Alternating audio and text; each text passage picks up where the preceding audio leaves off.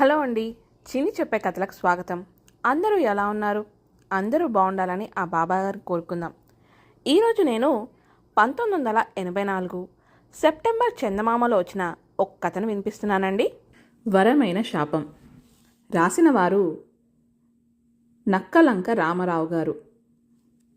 ధర్మవరంలో సీతయ్య అనే ఒక చిన్న పండ్ల వ్యాపారి ఉండేవాడు. అతను పండ్ల తోటల యజమానుల దగ్గర నుంచి ఆయా ఋతువుల్లో కాసే పండ్లు కొని చుట్టుపక్కల గ్రామాల్లో తిరిగి అమ్ముతుండేవాడు. ఒకనాడు సీతయ్య రామాపురం వెళ్ళాడు. ఆ రోజు ఆ గ్రామంలో సంత జరుగుతున్నది. అతను సాయంకాలానికల్లా తెచ్చిన పండ్లన్నీ అమ్మేసి ఇంటికి బయలుదేరాడు. సీతయ్య నిర్జనంగా ఉన్న అడవిదారుల వెంట కొంత దూరం వచ్చేసరికి బాగా చీకటి పడిపోయింది. అతడికి హఠాత్తుగా తల మీద ఉన్న ఖాళీ బుట్ట బరువెక్కిపోయినట్టు అనిపించింది. అతను ఈ వింతకు ఒక్క క్షణకాలం భయంతో కంపించిపోయి కాస్త ధైర్యం తెచ్చుకొని తట్టను కిందికి దింపి చూశాడు. తట్ట ఖాళీగానే ఉన్నది. అంతా నా భ్రమ అనుకుంటూ సీతయ్య తట్టను తల మీద పెట్టుకొని 4 అడుగులు వేశాడు. మళ్ళీ తట్ట బరువెక్కిపోయింది. తట్టలో ఏదో దయ్యం చేరిందన్న భయం కలిగింది సీతయ్యకు. ఏం సీతయ్య, భయపడుతున్నావా అన్న కంఠస్వరం అతడికి వినిపించింది. ఆ ప్రశ్న వింటూనే సీతయ్య లేని ధైర్యం కనబరుస్తూ, నేనా? భయపడమా? ఆహా, అదేం లేదు. ఇంతకు నువ్వెవరివి? ఎక్కడి నుంచి మాట్లాడుతున్నావు అని అడిగాడు. ఇంతకుముందు నీ మనసులో మెదిలింది వట్టి అనుమానం కాదు. నేను వనదేవతను. నీకు ఎలాంటి హాని కలిగించను. ఎంతో కాలంగా మనిషితో మోయించుకోవాలన్న కోరిక ఇప్పటికి నీ వల్ల తీరింది. నీకు ఏదైనా ఉపకారం చేయదలిచాను.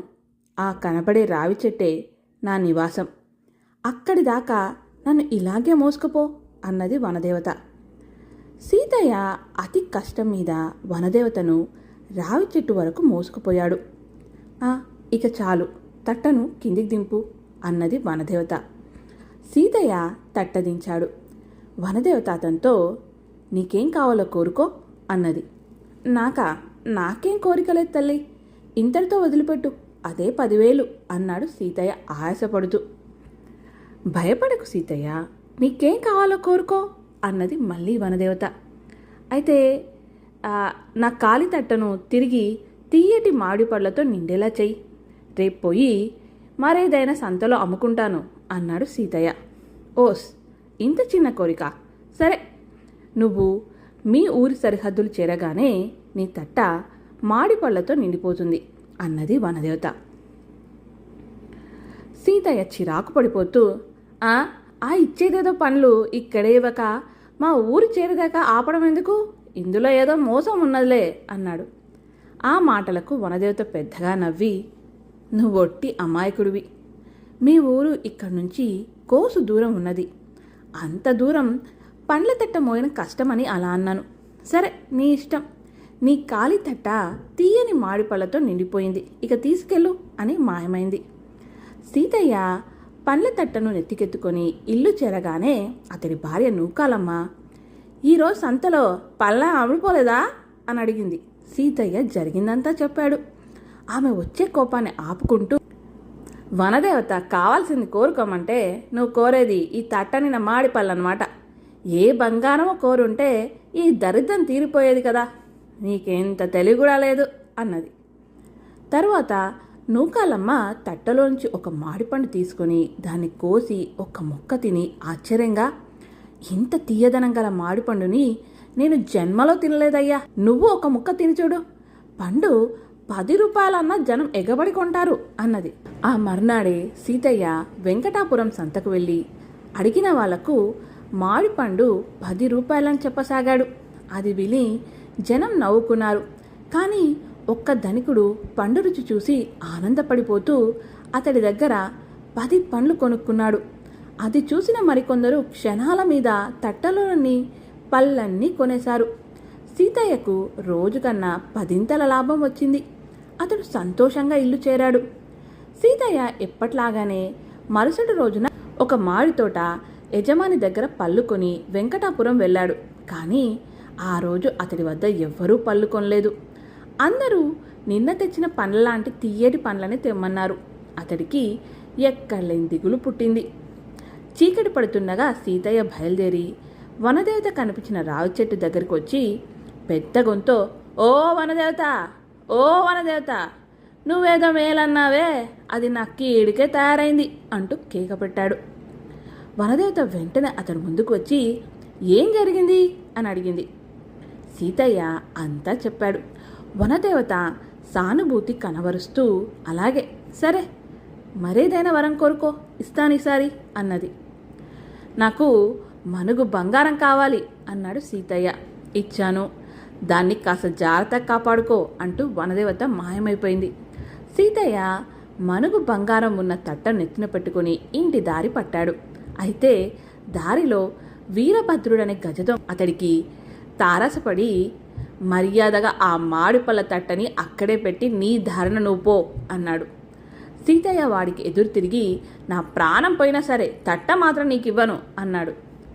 ఆ తట్ట మాడిపళ్ళ కోసం ప్రాణానికి తెగించడం ఏమిటా అని ఒక గజదొంగ ఆశ్చర్యపోతూ దుస్తుల్లోంచి కత్తి బయటకు తీశాడు. ఇద్దరు కలియబడ్డారు. గజదొంగ వీరభద్రుడు చాలా బలవంతుడు. అతడికి సీతయ్యను చంపాలని లేదు. అతన్ని హడలి కొట్టేందుకు కత్తితో భుజం మీద చిన్నగా పొడిచాడు.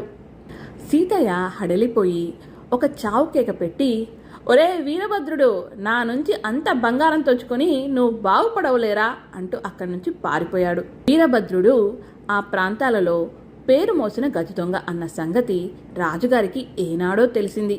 ఆయన వారిని పట్టి ఇచ్చిన వారికి కానీ లేక శవాన్ని అందజేసిన వారికి కానీ ₹1,00,000 బహుమానం ఇస్తానని చాటింపు వేయించి ఉన్నాడు.